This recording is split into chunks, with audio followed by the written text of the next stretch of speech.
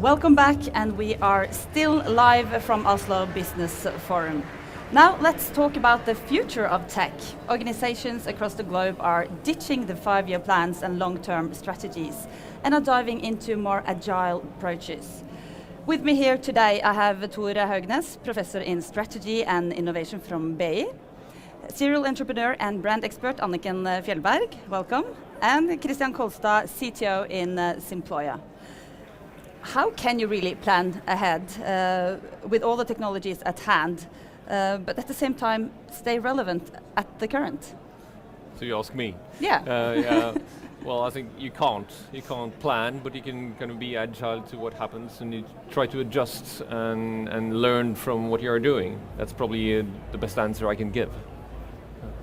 I think playing with new technologies, understanding them well, and maybe not necessarily jump on the train immediately with some of the bigger technologies is a good idea. And for us, being not a massive company, utilizing the core technologies like AI, for instance, which is developed by the bigger brands, is important for us, so we can focus on the parts which is important for our business.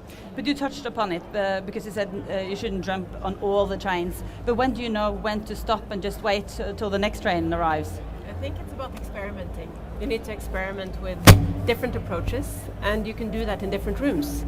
So you don't have to take everything into your organization.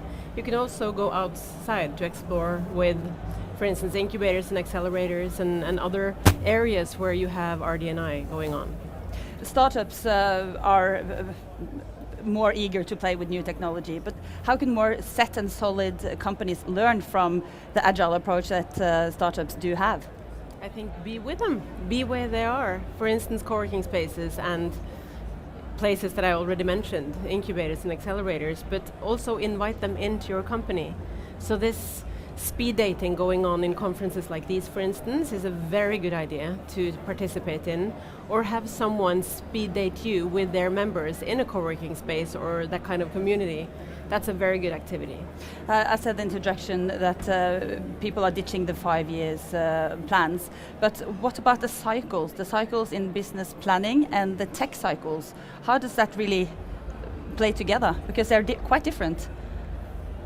Depending on what kind of stakeholder you are, what kind of perspective you have. If you want to sell something to someone, then you of course obviously want them to have a good result of what they've invested in as a technology. But I think what is happening is actually technology in itself is not important at all. It's what you can measure, the effects of technology. And you also have to acknowledge there's a lot of resistance as well. And the bigger and more mature the company are, the more resistance will be amongst those that are actually set to put this in practice. So there is kind of this both optimism on technology, but also a huge part of pessimism and kind of fear when it comes to changing your way of working. So you shouldn't forget about that either. And I know, Kristian, you share some ideas on this topic. Absolutely. What we are actually doing is digitizing work processes in Simployer. So it might be that you need to change your work processes a little bit to be able to utilize the capabilities of new technology. So if you're not willing to do that and you try to adapt new technologies, it can be really challenging, like you said, for an organization to adapt it. There will be a lot of resistance, I think. We talk a lot about being in the middle of a digital transformation. What is going to be the next wave of transformation? Because we're not going to stop changing when we're through with this phase. Well, there are going to be many waves. There's not one wave.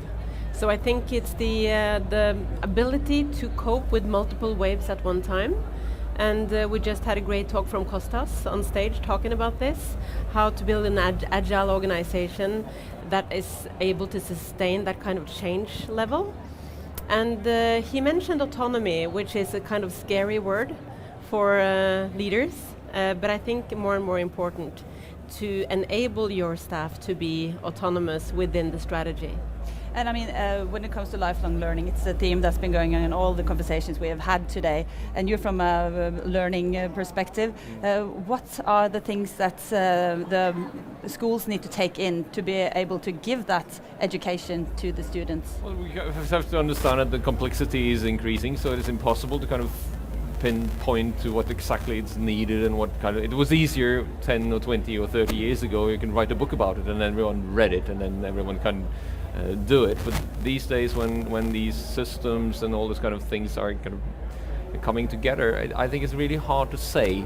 And that's we tell our students that as well. We don't really know what the future will bring, although we have some kind of tools to help them to organize themselves and at least find a direction.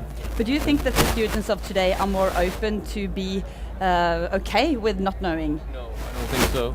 And that has to do with the understanding of how our educational system actually works.